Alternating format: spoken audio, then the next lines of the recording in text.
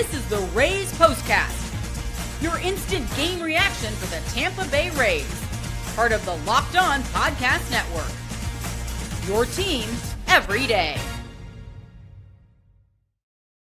Hello and welcome to the Tampa Bay Rays POSTCAST, your spot for instant reaction to every single Rays game, all a part of the Locked On Podcast Network. If you guys are new here, make sure you like, subscribe, and comment. And if you guys are in the live stream or if you're watching the replay, make sure you comment. I want to interact with as much of you guys as possible. On yesterday's episode, at the end of the episode, I went through all the comments and reacted to a lot of them. I want to make that a daily episode occurrence. So if you guys have comments about the game, about just about anything Rays related, leave them in and I'll get back to you. Coming to you with a super frustrating Rays loss as the Rays lose 4-0 to the New York Yankees, as the Rays were no hit for 5 2/3 innings. And really, it seemed like the Rays were no hit for almost 7 innings before they changed the Simpsons error to a single. So let's get right into it. In today's episode, we're going to be talking about the offense struggling again. More base runner errors, just like last year and a lot of this year. The Rays on the bases have been absolutely awful. And some good news. We're going to talk about Chandler Simpson, and we're going to sprinkle in how good Ryan Pepiot was today as well. Let's get right into it. To the offensive struggles. Max Fried is a heck of a pitcher, so we're going to give him his flowers, and he does it without striking people out. And Brian Anderson said it on the broadcast. He doesn't have overwhelming stuff. He doesn't have stuff that'll blow past you, right? He has that fastball that I didn't even know, frankly, that could get up to 98. He throws that fastball, sinker, slider, curve, and he was really efficient today. And the thing that he was most efficient in was getting the Rays to ground out. Through the first 4 innings, all but 3 of the Rays outs were ground outs. That's just not a recipe for success. And then you had the timely ground outs that the Rays had, like the Christopher Morel double play, when it looked like the Rays were finally getting some momentum in this game. But that double play, again, a ground out. And we talked about it yesterday, how good the Rays lineup depth was today.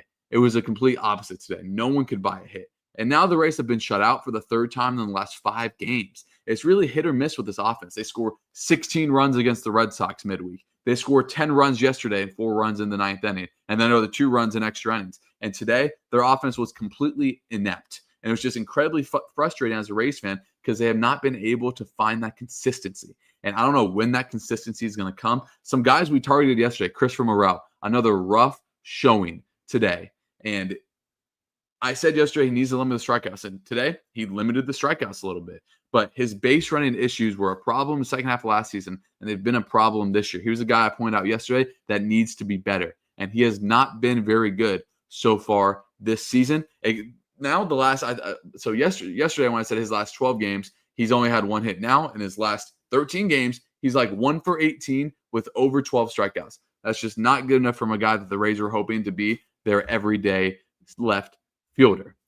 And then you get to Curtis Mead, another guy that we talked about yesterday. And this was a guy that just ripped the cover off the ball in spring training. And it was incredibly positive to see from a Rays fan's perspective because, like, man, this guy has tore it up in the minor leagues for so long. And now you come to the major leagues, and he's just never found his footing. And he still has not found his footing.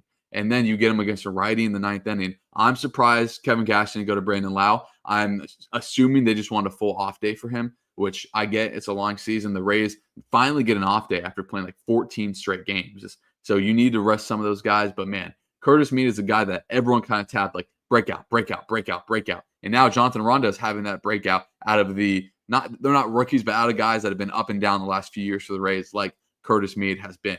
And it's just really disappointing what we've seen from him. And I'm gonna cut him a little bit of slack because he's only playing once about every 4th day. So only seeing live pitching that often, but hitting sub 150, the Rays just can't have because Rays have too many guys in their lineup that have the potential to hit sub 150. Those are the 2 guys that really stood out to me. If you guys have anyone else in the lineup that stood out to you for a negative reason, let me know. And the last guy that stood out to me a negative reason, Danny Jansen, man. The hype around him coming in, well-deserved. He's a very good catcher, and I think he's going to turn it around. But he's had 1 good game for the Rays. The rest of the time, he's been awful. And who are the 2 guys when the Rays finally get some momentum at the bottom of the 9th inning that end it? It's Curtis Mead striking out in a non-competitive at-bat, and it's Danny Jansen rolling into just a tailor-made 6-4-3 double play. And to get those back-to-back, it's just a soul-crushing because the Rays are down 4, and you kind of like look to yourself. It's like, can they do it again? The first 2 people get on. It's like, okay, here we go. And then strikeout, double play. And it's just crushing for a very frustrating homestand. We talked about this homestand and what the Rays need to do to take advantage of having these games in a row at home because of the weather, they move these games at home. Later on in the season, you're going to have to do 14 straight on the road, and they did not take advantage. They go 5-9 this homestand. When this was supposed to be the homestand where they separated from the AL East or at least made it competitive. But now the Yankees just frankly dominated them for a majority of the series. And to see that from your own division rival is just not good. Not good if you're the Rays. Now we're going to get into the base running because the base running has been beyond awful for the last 2 years. And a lot of it was honestly, a lot of it was Randy last year. Randy was a terrible base runner. They kind of let him have free reign and he ran into a lot of outs. Now it looks like Crystal Morale has just copied Randy. How many times do you see someone get picked off second? It almost never happens. And like Max Fried has a great pickoff move. I mean, he held Chandler Simpson on at first, which not a lot of people can do. And which he did with 2 outs, and I believe it was like the 6th or 7th inning, or it was the bottom of the 6th inning. And it's just unexcusable because the Rays can never get people in scoring position to begin with. And the Rays have actually been fairly good recently with hitting in runners in scoring position. They're hitting before this game. They're hitting like above 280 in recent games with runners in scoring position. But to have just the Rays offense is not good enough, and the Rays in general are not good enough to overcome the type of mistakes that they make on a game-to-game basis. Not to mention, the Yankees made similar mistakes. The Yankees ran into a few outs. The Yankees had 3 errors. I think one of them got taken away, but multiple errors. And the Rays aren't good enough to overcome their mistakes, and they're not good enough right now to take advantage of the mistakes that the Yankees give. The Yankees are good enough right now to make some mistakes and still come out on top. The Rays aren't. The Rays play with a very fine line until they get some of their guys back to get that lineup back out where you fear guys 1 through 9. When you look at this lineup, you don't fear guys 1 through 9. And I don't understand why you're batting Danny Jansen 7th when he's been so bad. I would stick him 9th. And I bumped Cabby up, even though he didn't have the best game. And that's just what I would do. But the base running errors have to stop. Danny Jansen trying to tag from first base, that one I forgive a little bit more, if that's the right word, trying to make something happen. It was a tough play for Grisham in center on the Magnum pop fly. But, man, the Rays offense is not good enough to run into so many outs on the base pass when they finally get something going. We are going to talk about some positive Rays news right after this ad break. This episode is brought to you by Monarch Money. Ever check your bank account and wonder, where did all my money go? Between dining out, online shopping, and entertainment, it's easy to lose track. That's where Monarch Money comes in. Your personal CFO giving you full visibility and control over your finances. Monarch Money isn't just a budgeting app. It's a complete financial command center. You can track all your accounts, investments, and spending in one place. So you stop just managing your money and start building wealth. Instead of juggling multiple apps, you can use Monarch to check your finances, track spending, and even plan long-term goals. Take control of your finances with Monarch Money. Use code LOCKEDONMLB at monarchmoney.com for 50% off your first year. That's monarchmoney.com, code LOCKEDONMLB for half off your first year. And that's heck of a deal. Half off, heck of a deal. Now, in a very frustrating loss, I try to find some positives that we can build off of as Rays fans, because trust me, I'm just like you guys. I watch every game. I was very, very frustrated. The Rays were losing. We're down since the very first batter when Grisham went yard. And it's more little things like that. Like Judge's, another soft Aaron Judge hit. That was infuriating because, of course, it's going to lead to another Yankees run. And with this offense, especially today, when it's 2-0, you should never feel like, man, like it's going to be tough to come back. But that's how you feel when the lead is 2-0 Yankees and it's just those soft hits. And Aaron Judge now had 4 of them in the last 2 games. And Aaron Judge is the best hitter in baseball right now. So when he gets those soft hits, it's almost just like an extra slap in the face. Like, really? You can beat us so many ways. Now you need these lucky hits. And it was not a great play by Junior, by the way, on that play. And then, so let's get into some positives. Chandler Simpson's speed, it was the first time we saw it today. And he almost beat out the ground ball to first base. I believe it was in the earlier innings, might have been the 4th inning. He did get the first hit of the game in the 6th inning when he beat out that another just routine, not routine, it hit off Goldschmidt's heel of his glove and popped out. But the reason why it did that is because Goldschmidt knew he was rushed because Simpson was going streaking down the line. And I don't think I've ever seen, at least recently, them have a pitcher's meeting, a team have a pitcher's meeting just to talk about someone on base, because Chandler Simpson is that dynamic of an athlete, and you need to take those precautions. So, and then he eventually did steal his first MLB bag. And you just feel, at least me personally, I feel so comfortable when he's at bat, because I know he's going to give me a good at bat. And when he gets on base, it's almost like a triple, because he can steal first or second and third so easy. So that's the one biggest positive takeaway I got. The second, Ryan Pepiot was really good today. He had 2 or 3 mistakes, and unfortunately, the 2 mistakes he had were punished in a big way. But his changeup might be the most underrated pitch in baseball. It might not be underrated to us Rays fans, but it's underrated in all of Major League Baseball. I'm sure if you're going to ask a Diamondbacks who the Rays play next, a Diamondbacks fan, oh, what do you know about Ryan Pepiot's changeup? They'd be like, oh, a good secondary pitch? No, Ryan Pepiot's changeup is disgusting. And it was on full example today. And I always feel like he pitches the Yankees, especially Aaron Judge, well. Last year, I feel like he did really well against them in the starts he had against the Yankees. So those are the 2 main positives that I had. And also the Orzi, the bullpen pitcher, the relief pitcher that came in, his changeup is disgusting. And if he can be a 2-inning guy like he was today and limit those that damage, I think he's not only pitched 6 innings this year, but his whip is going to be under 1 still. So that's walks and hits per innings pitched. So it's basically how many base runners are you allowing per inning pitched? And if that's under 1 for a reliever, that is beyond fantastic. I know it's a small sample size, but any time it's 4-0, I try to pick out any positives I can. And if he just can trickle up a little bit, because there are some bullpen guys down. So the more that you can trust him in these high level spots, the more that I think the Rays can continue to utilize that bullpen. Now, let's get to some comments. If you guys just got in here, leave a comment. We're going to get to all of them right now. First, we're going to get for Alexander. I briefly touched on this in the beginning of the episode. They should have pinch hit Mead.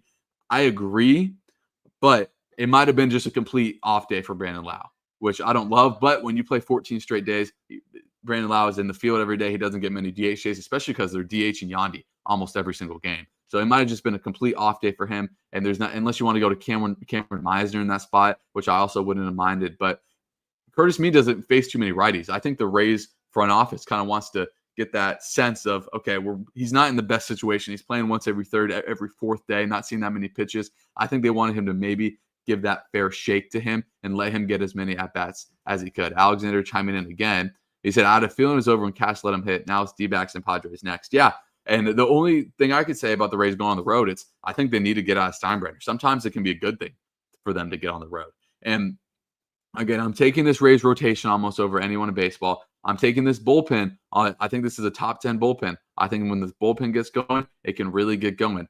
And then if this offense can find just any form of consistency, the Rays can rip off 8 in a row.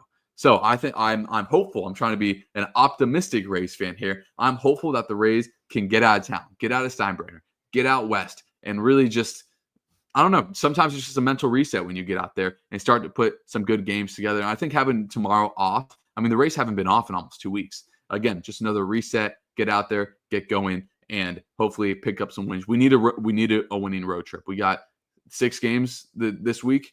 Need to win 4 of them. Need a winning road trip this week. 3-3, I don't think is good enough, because again, I said it yesterday, you cannot win a division before May, but you sure can lose it. With the depth in the AL East this year and how good this division is, you cannot get too far behind, because I don't know if the Rays have the horses to make that ground up. They need to stay in it if they want to make the playoffs. Let's get to another comment. I think he was talking about Ryan Pepiot, which I agree. I don't know if he had more than 2 or 3 mistakes. I thought his changeup looked really good. Like any pitcher, like Shane Baz yesterday, your stuff can get erratic at times, but it's when you make the big pitches, when you get the good outs. And the Bellinger one was demolished. That one was at like 500 feet. But he pitched around trouble, and when you're not getting any run support, it's tough it's basically like you have to hold the Yankees lineup, which is a very good lineup, top 5 maybe in baseball, to 3 runs or less to have a chance. So I think Ryan Pepiot more than did his job in this game. Let's go back to Alexander. He says, I like Chandler a lot. I wonder what will happen in the outfield again once guys start, like Johnny and Josh, start returning. And yeah, I think Cash said today Richie's out for like 4 to 6 with that knee, which is super unfortunate. That guy is just a baller, brings great energy. But I was literally thinking about this exact comment today. I think Josh Lowe is, when he's back, he's a starting right fielder every day. That's his spot. He's proved it. He was almost an all-star 2 years ago, and I thought he was going to have a big year, but unfortunately he's sidelined. But it's some good news. He's taking swings. He's taking cuts, so hopefully we can get him back mid-May, hopefully. And that's a good question. Who's the first one to go down? Do you carry an extra outfielder and send Mead down and play Caballero more in the outfield or in the infield, second, short, third, like he did last year? I think that might be an option. But when both of them come back, it's going to be a really tough decision between Simpson and Mangum, which I think will be the two on the chopping block. And those two are going to be competing against each other for the rest of the way. And as Michael comes in, he says the base running was horrific. It was, man. And I don't know if you guys remember last year. Their base running last year was awful. And it kind of got masked a little bit because Randy was always a 20-20 guy. Randy would get 20 steals, but get thrown out on the base pass at least like 15 times a year. And it's just carried over this year. And it's so frustrating to watch because this team is not good enough to overcome mistakes on the base pass. I will keep saying it. They are not good enough to do that. The Yankees are good enough to overcome some mistakes. The Rays are not good enough to do it consistently. And they were not consistent enough today. As we go to Michael one more time, at least didn't get no hit. I thought that exact same thing when I was going through. I was like, man, just at least get one hit. I don't want a Max Fried no hit all over my Instagram and Twitter once all this happens. As we go back to Rain Man, he's like, he did his job, and I agree. But it's also early. Ryan Pepiot was thrust into a spot that I don't think he was expected to be in. He's an opening day starter, right? So now he's the Rays number one without supposed to be McClanahan. So I give him a lot of credit for the way he battled out there today because I don't know, but McClanahan went on a pitcher's podcast that's blanking me. He pitched for the Rays, Corey Kluber's podcast, I think last year. And he says, you're going to have two starts where you feel really good. You're going to have two starts where you feel really bad. And the rest, you're just going to have to manage. So obviously this wasn't one of those top two starts for Ryan Pepiot. It was probably more of the bottom two. But the fact that we get one of those starts for Ryan Pepiot and he just survives, right, is a really good sign. I also like Garrett Clevenger, even though he gave up the home run to Austin Wells. His stuff has looked a lot better the last 2 or 3 outings. So yeah, if you guys got any more comments, drop them in. We got a few more minutes here. So for those of you that are new, this is just our second episode. I will be here after every single Rays game, rain or shine, win or lose, blowout or almost no hit. That's what I'm doing here. So I'm super excited. Hopefully we can build a community. And I hope if you guys celebrate Easter, you guys have a happy Easter as well. But we got 2 more comments we're going to get to from Rainman and Alexander. We'll start with Rainman. And that's why he has higher expectations. And yeah, that's what I was just talking about. I don't know if Ryan Pepiot is ready to be the number 1 of a top 10 staff. I think he can be a great 2 and a fantastic 3. So I think it's fair to have those high expectations. You're right to have those high expectations of him. But I thought the way he battled today was really admirable. And I think that we're still going to get a really good Ryan Pepiot year. So if I were to rank concerns of the Rays, of their major staff, starting pitching would be last for me. It would go that lineup, the bullpen. Even if you want to say some coaching decisions in there, I still think Kevin Cash is the best manager in baseball. And then I would put that starting rotation. But look, it is extremely valid to have those expectations for him. I completely agree. As we go back to Alexander, hopefully we can beat the odds and win the series with 2 really good games. Really good teams. I agree. I mean, look, I said it either yesterday or one of my demo ones. The Rays are going to have a super tough road trip. Both these teams are playoff teams. Obviously, the Diamondbacks won the World Series 2 years ago. They were a game out of the playoffs last year. The Padres are obviously a really good team with all that star power. I think the Rays need to go 4-2 on this road trip. Get that momentum, come back home, and keep winning ball games. We'll get to one more comment here. So go back to Rain Man. Personally, I think these next 2 series could make or break the season.